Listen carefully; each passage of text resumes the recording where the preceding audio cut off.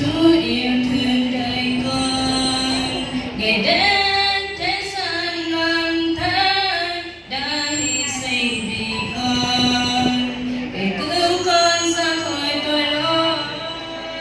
Chúa nhân từ làm sao, Ngài biết con đang khổ đau, đến nâng niu người con nói sống trong Ngài. Ngài là Chúa.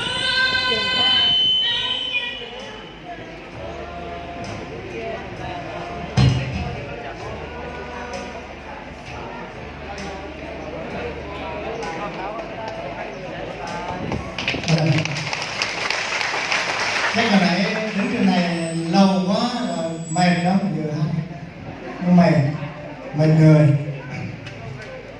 Để tiếp theo chương trình trong buổi trưa ngày hôm nay, xin mời số báo danh 18A, số báo danh 158.